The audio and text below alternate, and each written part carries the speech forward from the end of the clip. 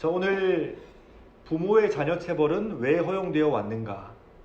법무부 자녀 체벌 금지 법제화를 앞두고라는 주제로 발제를 시작하겠습니다. 자, 최근에 이슈가 많이 됐었죠. 법무부의 자녀 체벌 금지에 대해서. 법무부가 지난 7월 10일에 본격적으로 부모의 자녀 체벌을 금지하는 법제화를 추진하겠다라고 해서 온라인상에서도 굉장히 갑론을박이 많았습니다. 그런데 과연 그러면 그 이슈가 됐던 자녀 체벌 금지 법제화가 구체적으로 뭔가에 대해서 한번 먼저 살펴보겠습니다. 자, 바로 민법 제915조 징계권, 이거를 삭제하자는 게 골자입니다. 내용을 보면 친권자는 그 자리의 보호 또는 교양하기 위하여 필요한 징계를 할 수 있고 법원의 허가를 얻어 감화 또는 교정기관에 위탁할 수 있다. 이게 바로 징계권인데요. 이거를 없애거나 혹은 여기에서 체벌 관련된 거를 금지하는 조항을 추가해서 사실상 없애자라는 게 이번 자녀 체벌 금지 법제화의 핵심입니다. 근데 보시면 조금 어색한 표현들이 있죠. 법원의 허가를 얻어 감화 또는 교정기관에 위탁한다. 사실 요즘에 자녀가 말 안 듣는다고 감화 또는 교정기관에 위탁해서 보내는 사람이 있나요? 좀 굉장히 시대착오적인 이야기죠. 그럴 수밖에 없는 게 이 징계권이 우리 1958년에 민법이 처음으로 제정된 이후로 지금까지 60년 넘게 한 번도 개정된 적이 없는 조항입니다. 그러니까 60년 전에 우리 아동 나이면 거의 우리 부모님 세대 혹은 그 이상 세대이기 때문에 지금 우리 아이들 키우는 데는 적용하는 데 굉장히 무리가 있죠. 이게 바로 이 자녀체벌 금지 법제화의 지금 핵심 내용입니다. 자, 그런데 과연 이 자녀체벌 금지라는 게 최근에만 이슈가 된 걸까요? 그렇지 않습니다. 굉장히 오래 전부터, 제가 30년이라고 해 있었는데 우리 대한민국에서만 30년 전부터 이슈가 됐던 이야기입니다. 원래 아동 관련해서 법을 바꾼다는 게 그렇게 쉽게 되지 않습니다. 우리 재작년에 가장 이슈가 됐던 아동 관련된 전국민 정책 이슈가 됐던 게 뭘까요? 대선 때 아동 수당이 있었죠. 네, 2018년 9월에 도입이 됐습니다. 2018년 9월에. 근데 아동 수당을 한국에서 제일 먼저 제안이 되고 이슈가 됐던 게 언제일까요? 20년 전인 1998년이었어요. 1998년도에 많이들 알고 계시는 참여연대에서 처음으로 공식적으로 제안을 했고 그 이후에 여러 NGO에서 계속해서 논리를 펼쳐나가고 또 정책적으로 이슈가 되고 한 결과 20년 만에 아동수당이 우리나라에서 실행이 됐어요. 원래 투표권 없고 이렇게 그 사회 내에서 권력이 없는 사람의 권한을 부여하는 거는 이렇게 쉽게 한순간에 되지 않습니다. 우리 징계권 삭제도 결국 그 수혜자는 그 아동 당사자이기 때문에 지난 30년 동안의 여정이 있었던 결과 이제 앞두고 있는 거죠. 아직까지 된 건 아닙니다.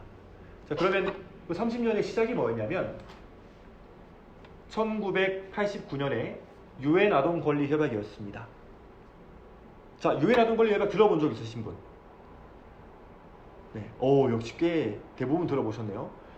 UN 아동 권리 협약은 소위 국제법인데 전 세계에서 가장 많은 나라가 비준한 협약입니다. 193개국이 비준했어요. 북한도 가입했을까요? 예, 북한도 가입했어요. 미국은 가입했을까요? 미국은 가입하지 않았어요. 자, 어쨌든 그래도 가장 많은 나라가 비준한 그 협약인데 이것은 아동의 4대 기본 권리, 그러니까 보호권, 생존권, 보호권, 발달권, 참여권, 이 네 가지를 아동의 기본 권리로 명시한 협약입니다.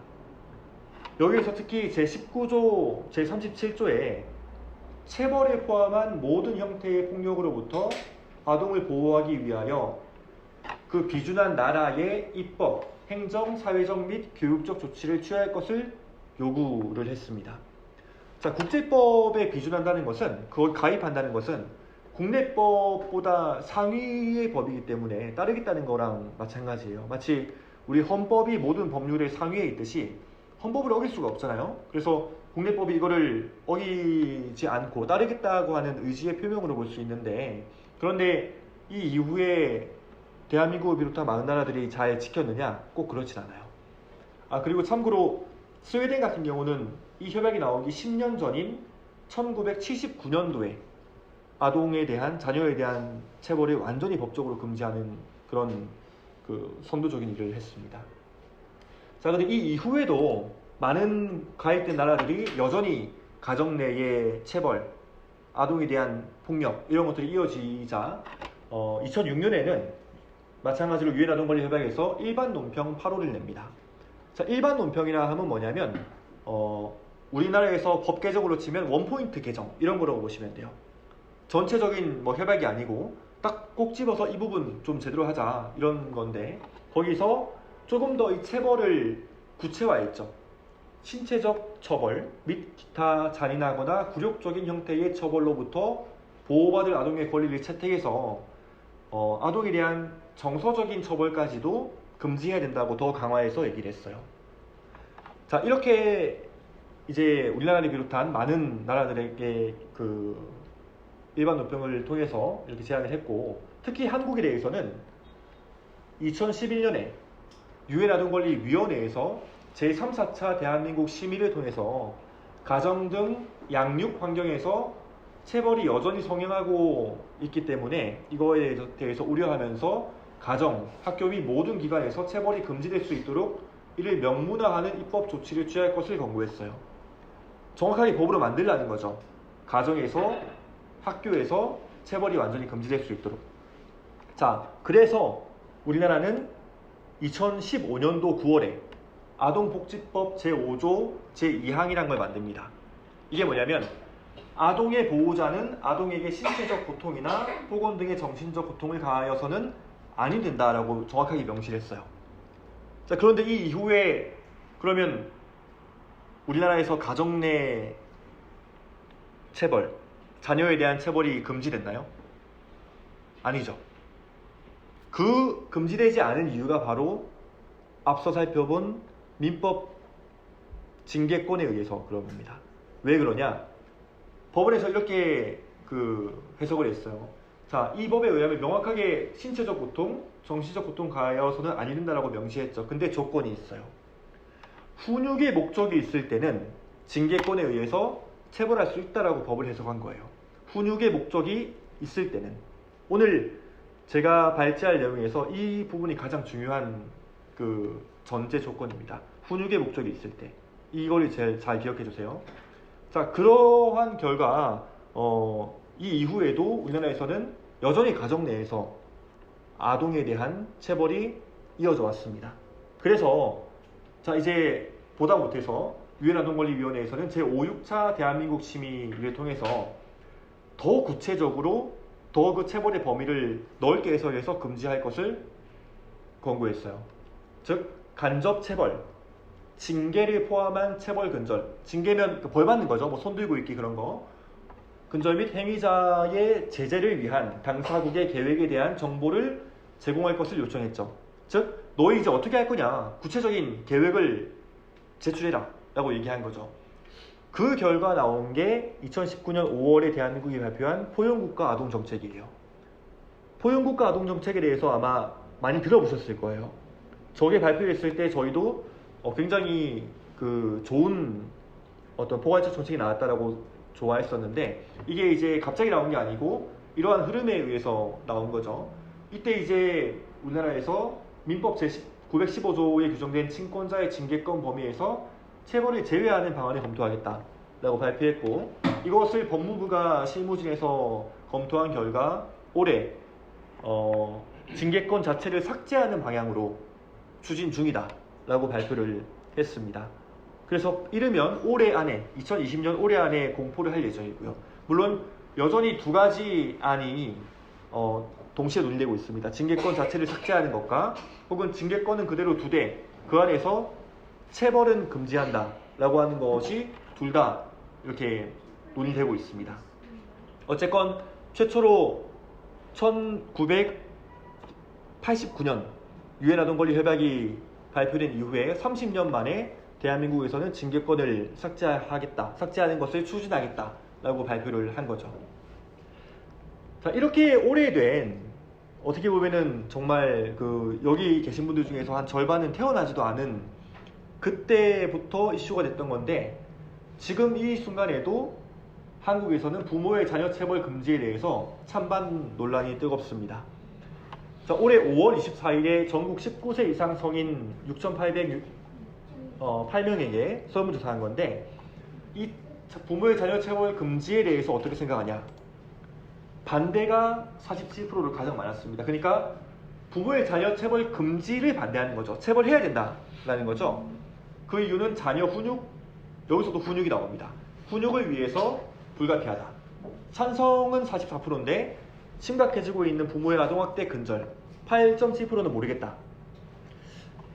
자, 근데 이제 과연 이 설문조사가 전국 19세 이상을 대상으로 했는데, 만약에 18세 미만 아동을 대상으로 했다면 어떻게 달라졌을까라고도 생각해 볼 수 있을 것 같아요. 이런 설문조사 자체를 아동을 배제하고 한다는 것도 좀 아이러니하죠. 저는 이걸 보면서 약간 군대 전역할 때 설문조사가 생각이 났어요. 군대 전역할 때 아마 기억나시는 분 계실 텐데, 전역할 때쯤에 설문조사 같은 걸 합니다. 이런 거예요. 군 생활에서 좀 건의할 거 뭐가 있냐, 뭐 훈련이 어땠냐, 이런 건데 되게 그렇게 써요. 이제 난 전역하니까 군대 이제 그만두니까 지금 정도의 훈련으로는 국방을 지킬 수 없다.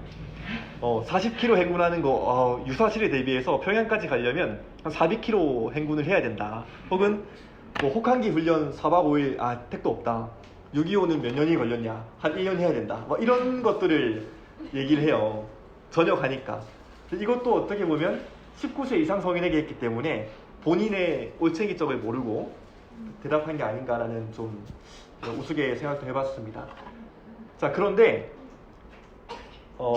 여기서 우리가 주목할 건 뭐냐면, 부모의 자녀 체벌을 금지하는 것을 찬성하는 사람들조차도 부모의 자녀 체벌이 왜 금지돼야 하는가라는 프레임에 갇혀서 주장을 하고 있는 거예요. 논거를. 자, 다시 한번 말해볼게요. 부모의 자녀 체벌이 왜 금지돼야 하는가, 이 프레임에 우리는 갇혀서 학대를 근절해야 되고 뭘 해야 되기 때문에 부모의 자녀 체벌이 금지돼야 된다라고 주장하고 있어요. 저희는 이 질문이 틀렸다, 질문을 제대로 물어봐야 된다라고 생각을 했습니다. 부모의 자녀 체벌은 왜 금지돼야 하는가가 아니고, 부모의 자녀 체벌은 왜 허용되어 왔는가로 묻는 게 올바른 질문이다라는 거죠. 지금 우리 사회에서 체벌을 해도 된다고 허용된 대상이 아동 말고 자녀 말고 누가 있나요? 아무도 없죠. 그 누구에게도 우리는 체벌을 할 수가 없어요. 근데 왜 유독 아직까지도 한국에서는 자녀를 대상으로 체벌이 허용되는가? 이게 우리가 진짜 가져야 될 질문이 아닐까 싶어요. 근데 한 단계 더 나아가면 사실 이 질문도 잘못됐습니다. 지금 여기서 자녀 아닌 분이 있나요? 다 부모님 계시죠? 체벌 받는 분 있어요? 맞으시나요? 엄청 많이 맞았죠. 아니, 지금. 지금이요? 네. 지금은 안 맞으시죠? 이 질문도 잘못된 거예요. 네. 지금 왜 안 맞죠? 지금은 성인이니까. 정확한 질문은 가정 내 아동 체벌은 왜 허용되어 왔는가요? 부모가 자녀라고 해서 때리지 않습니다. 그 자녀가 아동일 때, 힘이 없을 때 체벌에 가하는 거죠. 자, 그럼 우리 오늘 발제 내용의 주제는 뭐냐? 정리하자면 가정 내 아동 체벌은 왜 허용되어 왔는가예요. 이 원인을 우리가 정확하게 살펴보기 위해서는 지금 현재 가장 가정 내에서 힘이 없고 권력이 낮은 아동에 대한 체벌이 지금 아직도 허용되고 있는데, 그렇다면 시간을 좀 거슬러 가서 과거에는 가정 내에 또 어떤 사회적 약자가 체벌이 허용되는 대상이 되어 왔는가, 이걸 역사적으로 살펴보면은 지금 왜 아동에 대한 체벌이 여전히 허용되는가에 대한 답을 구할 수 있지 않을까 생각했습니다. 그래서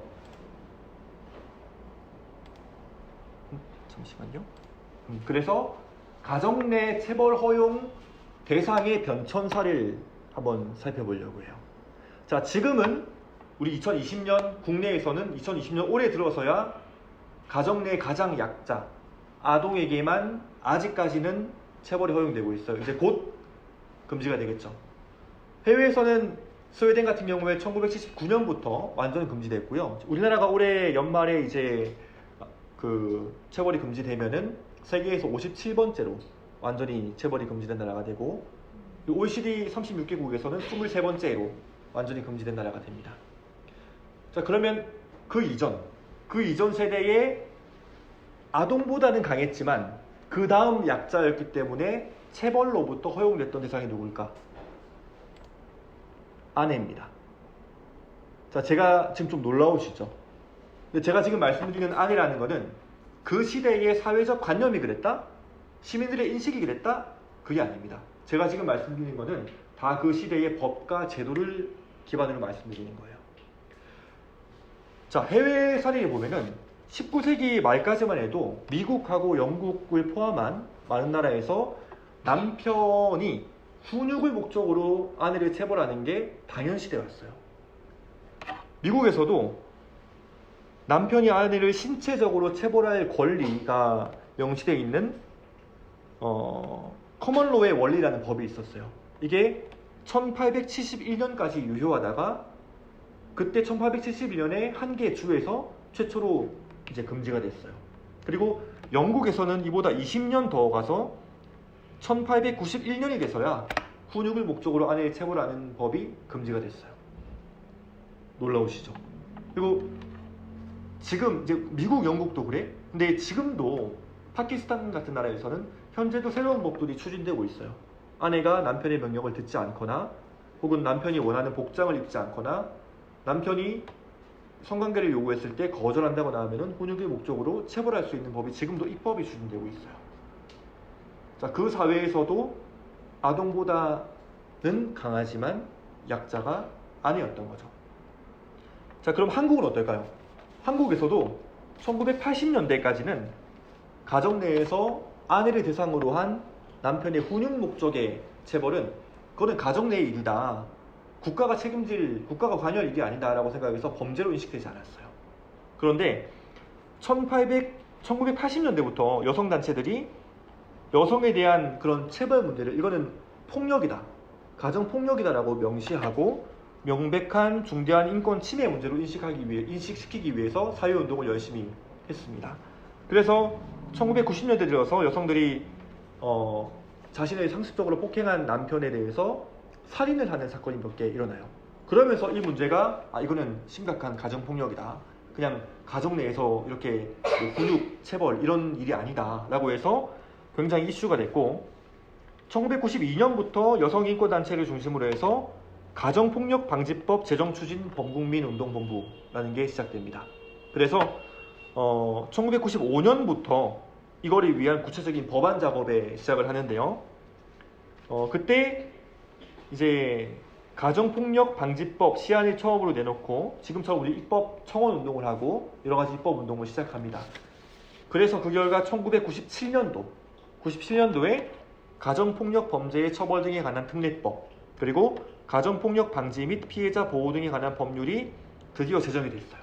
그래서 이때부터 이것은 가정폭력이다 라는 게 사회적으로 명시가 되고 그리고 국가의 적극적인 개입이 필요한 사회적 범죄다 라는 게 인식이 됩니다. 즉 이때부터 훈육 목적이라고 하더라도 남편이 아내를 체벌하지 못하도록 하는 것 그것이 모두 폭력이다, 범죄다 라는 게 사회적 인식으로도 자리 잡히고 법 제도적으로도 자리가 잡힌 거예요. 지금 보면은 지금 우리가 최근에도 활동한 아동학대, 아동에 대한 체벌하고 크게 다르지 않은 내용인 거죠. 제가 그래서 이때 우리가 아까 제가 1997년도에 법이 제정됐다고 했잖아요. 1998년도에 지금도 인터넷에 있는 기사 하나를 자 98년도 7월 17일에 나왔던 기사인데 자 서울가정법원 너무 안 되네. 서울가정법원 가사 뭐 블라블라 주부 조모 씨가 이혼 수속을 밟을 때까지 남편이 폭력을 휘두르지 못하게 해달라 하며 낸 임시조치 신청을 받아들여 남편 김모 씨에게 오는 9월 15일까지 2달간 안방 출입 금지를 명령했다. 지난 1일 시행된 가정폭력범죄 처벌 등에 관한 특례법에 따라 접근금지 명령이 내려진 것이 이번이 처음이다. 그러니까 완전히 그때 법만 되고 처음인 거죠. 자, 박 판사는 남편이 폭력을 휘두를 가능성이 높아 집으로 퇴거시키는 방안도 검토했으나 현재 남편이 실직 상태로 마땅히 거처가 없는 데다가 오히려 불화를 조장할 우려가 높다고 판단하여서 안방으로만 출입금지 장소를 제한했다. 그러니까 집으로 못 오게 한 게 아니고 안방으로만 못 오게 한 거죠. 자, 결혼생활 20년짜리를 맞은 부인 조 씨는 최근 남편이 수시로 때리고 400만 원이 넘는 가재도구를 부수는 등 상습적인 폭력을 휘두르고 있다며 지난 7일 남편 김 씨를 경찰에 고소하면서 법원에 임시조치를 신청했다. 그러나 특례법상 임시조치 위반 시 처벌 조항이 명시되어 있지 않아서 남편이 안방을 무단 침입하더라도 이를 강제할 방안이 없는 것으로 밝혀져 입법 불비라는 지적이 나오고 있다. 다만 박 판사는 만약에 무단 침입 사실이 밝혀지면 정식 보호 처분 사건으로 송치됐을 때 무겁게 처벌하겠다고 밝혔다. 자, 이게 무슨 말이냐면 20년 동안 맞아왔어요. 드디어 고소를 한 거죠. 이 법이 만들어지고. 근데도 이 남편은 처벌받은 건 아무것도 없어요. 아무것도 없었고 접근 금지만 만들어진 거죠. 근데 접근 금지가 뭐냐? 집에서 있을 수 있어. 안방으로만 들어가지 못하게 하는 거예요. 근데 그 이유가 뭐냐면 오히려 그게 불화를 조장할 우려가 높다. 자, 이거를 한번 최근에 우리가 일어나고 있는 아동학대 관련된 기사로 한번 보고 여기서 아내를 아동으로 바꿔보세요. 요즘 우리가 분노하는 그 기사들하고 거의 똑같습니다. 아동이 몇 년 동안 맞고 신고했는데도 부모는 처벌받지 않아요. 왜냐? 그게 오히려 불화를 조장한다. 그리고 접근 금지만 되는데 그냥 방에만 못 들어오게 하는 정도? 그러니까 사실상 아무것도 없고 그걸 어기더라도 무슨 규칙이 없어요. 이러다가 아동이 학대로 인해서 사망하게 되고 이때는 아내들이 그렇게 된 사례가 있었던 거죠. 그러니까 이 기사에서 보여주는 거가 20년 전, 25년 전에 지금 우리가 아동 학대, 아동 체벌 가지고 일어났던 일들, 법들, 뉴스들이 똑같이 일어나고 있었다는 거예요. 즉 가정 내에서 우리가 지금 문제로 삼는 자녀의 체벌이 자녀를 기르는 거기 때문에 특별하게 자녀에게만 해당되는 게 아니고 이게 본질적으로 가정 내 체벌, 가정 내 약자에게 우리가 훈육을 목적으로 체벌이란 도구를 썼던 그 대상의 변천사인 거죠. 그리고 아까 잠깐 나왔지만 시대를 좀 더 많이 거슬러 올라와서 지금하고 다른 형태의 가정 또 살펴보겠습니다. 우리나라 조선시대인데요. 자, 노비가 나옵니다. 노비라고 하면 사람들이 노예는 뭐 가족이 아니잖아 라고 생각하실 수도 있어요. 노예는 사고 파는 거 아니야? 근데 아닙니다. 조선시대 때는 가정 안에서 노비가 같이 생활을 다 했어요. 신분이 달랐던 것 뿐이지 그 안에 노비 방도 있고 우리 가끔 그 고택 가보면 방도 있고 다 그 울타리 안에서 같이 생활했습니다. 신분이 달라서 더 아내보다 아동보다 천대받았을 뿐이죠. 자, 그랬기 때문에 15세기 조선시대에는 양반이라고 하더라도 노비를 이유 없이 처벌하거나 살해하면 법적으로 처벌을 받았어요. 근데 이때도 마찬가지. 어떤 그 마법의 카드가 있었냐? 훈육을 목적으로 체벌하거나 죽일 때는 아무 처벌을 받지 않았어요. 그렇기 때문에 심지어 그냥 죽이고 나서 나중에 얘가 뭐 잘못해서 훈육의 목적이었다 하면은 처벌을 받지 않았던 거예요. 그래서 노비에 대한 굉장히 상습적인 폭행과 그런 폭력이 늘 있었던 거죠. 이것 또한 조선시대의 이야기인데 그냥 그때 그랬겠지 하는 게 아니고 실제로 그 법이 있습니다. 이게 너무 보여드리고 싶은데 이거 나중에 자료로 공유해 드릴게요. 자, 세종실록 105권 세종 26년 윤 7월 24일 제목이 있습니다.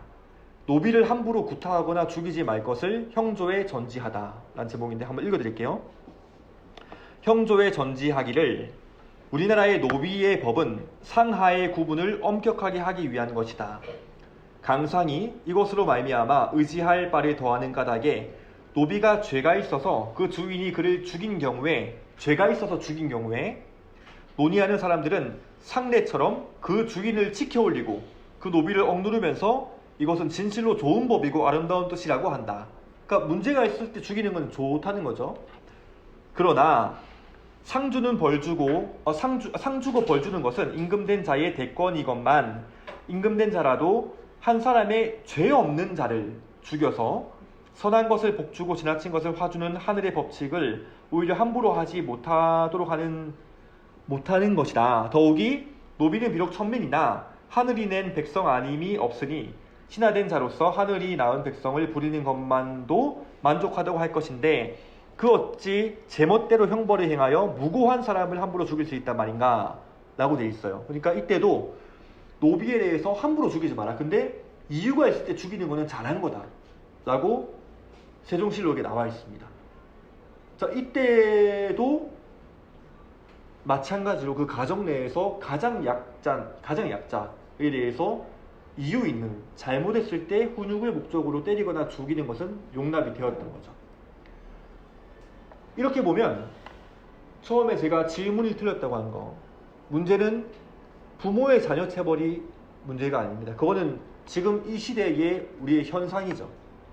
이 시대에 우리가 겪고 있는, 우리는 이 시대만 보기 때문에 이 현상만 보고 있지만 그 본질은 역사적으로 거슬러 올라가면은 가정 내 체벌 허용의 변천사인 거죠. 이 이전은 정말로 법치 이전에 모든 이제 왕이 그런 신하를 다스리고 했던 그런 시대에는 뭐 더 말할 것도 없었겠죠. 자, 그렇기 때문에 결국 이것은 체벌로 훈육받지 않을 권리, 체벌을 통해서 훈육받지 않을 권리가 시대에 따라서 얼마나 그 권리가 확장되어 왔는가, 그런 관점으로 볼 필요가 있는 겁니다. 첫 번째는 그 권리가 자유인에게 주어졌죠. 노예가 아닌 자유인에게 주어졌죠. 그러다가 시간이 흐르면서 성인 남자에게 주어졌죠. 폭력으로 체벌로 훈육받지 않은 권리가. 그러다가 시간이 더 지나서 성인 여자에게 주어졌죠. 그리고 지금 우리는 올해 대한민국은 드디어 그 권리를 아동에게도 주자라고 본격적인 논의가 되고 있는 겁니다. 그렇기 때문에 결국 이것은 인간의 존엄성의 문제인 겁니다. 우리가 폭력으로, 결국 체벌이라는 것은 폭력을 기반하고 있기 때문에 폭력으로 훈육받지 않을 권리, 곧 인간의 존엄성이죠. 그것이, 그 인권이 우리 시대에 누구에게까지 지금 확산됐는가, 누구에게까지 왔는가, 이것이 이 문제의 본질인 겁니다. 처음에는 정말 한 명의 왕만이 그 권한을 가졌겠죠. 누구에게도 폭력받지 않을 권리가. 그러다가 그게 귀족에게 확산이 됐겠죠. 그러다가 백인에게 확산이 됐을 거고, 성인 남성에게 확산이 됐고, 성인 여성에게 됐고, 흑인에게 되고, 이제 마지막으로 지금 우리나라 기준으로 치면은 15% 비율로 있는 아동에게 그 권한이 아직까지 확산되지 못한 것이죠. 처음에 제가 유엔 아동권리협약에서 4대 권리 말씀드렸어요. 아동의 4대 권리. 생존권, 보호권, 발달권, 참여권이에요. 생존권이 뭐죠? 기본적으로 삶을 누리는데, 내가 살아가기 위해서, 생존하기 위해서 필요한 권리예요. 보호권이 뭐죠? 폭력으로부터 차별받지 않고 보호받을 권리. 발달권은 내가 교육받고 뭔가 배워서 놀면서 발달할 권리고, 참여권은 의견 말하고 참여할 권리예요. 여기에서 혹시 생존권 필요하지 않으신 분 있어요? 비백과 필요 없네요. 생존권. 기태 보호권 필요 없나요? 지수 발달권 필요 없어요? 필요합니다. 필요하죠. 보람님 참여권 필요 없어요? 필요합니다. 필요하죠. 즉, 이 네 가지 권리는 아동에게만 필요한 권리가 아닌 거예요. 근데 왜 유엔 아동권리협약에서는 이거를 아동 4대 권리로 했냐? 이거는 우리 모두가 인간으로서 기본적으로 가져야 될 네 가지 권리인데, 지금 이 시대가 이런 권리가 아동에게는 아직 확산되지 않았기 때문에 특별히 아동에게 이 네 가지 권리를 중요하게 부여하자라는 의미로 강조해서 말하는 거죠. 그렇기 때문에 이 네 가지 권리가 모두 보장된, 즉 아동이 안전한 나라라는 것은 결국 우리 모두의 인권이 완성되는, 우리 모두의 인권의 존중이 완성되는 나라하고 다를 바가 없는 겁니다. 우리가 늘 활동하면서 받는 질문들, 늘 활동하면서 받는 어떤 다소 공격적인 질문들이 뭐냐면 왜 아동만 안전하게 하라는 거야? 왜 아동만 인권이 중요하다는 거야? 우리는 늘 얘기해요. 우리는 결코 아동만 안전한 나라를 만드는 게 아니고 아동의 권리만 강조하는 게 아니다. 지금 이 시대가 유일하게 아직까지 이런 권리가 보장되고 있지 않은 집단적인 존재로 남아있는 유일한 대상이 아동이고, 그리고 그 아동을 기준으로 안전하고 그 권리가 보장됐을 때는 결국 우리 모두의 권리가 완성되는 그 시대를 말하는 거다. 우리는 그렇게 주장하고 그런 마음으로 활동을 하고 있습니다. 그래서 제가 오늘 이 아동이 안전한 나라는 결국 우리 모두의 인권이 존중받는 나라다. 이렇게 우리 처음에 부모의 자녀 체벌이란 주제에서 이렇게 마무리를 지은 것은 이것이 우리 아동안전위원회가 하는 모든 입법 활동, 모든 정책 활동의 기본 사고입니다. 우리는 이렇기 때문에 아동 인권을 말하고 아동 권리를 말하고 그것을 조금 더 포괄적으로 아동 안전을 위해서 활동을 하고 있는 것입니다. 자, 그래서 오늘 그 첫 번째 우리 토론 주제로 이러한 것들을 다시 한번 마음에 새기고 앞으로 계속 공부해 나가고 활동해 나가자라는 의미로 이렇게 준비했고요. 오늘 제 발제는 이것으로 이렇게 마치겠습니다. 감사합니다.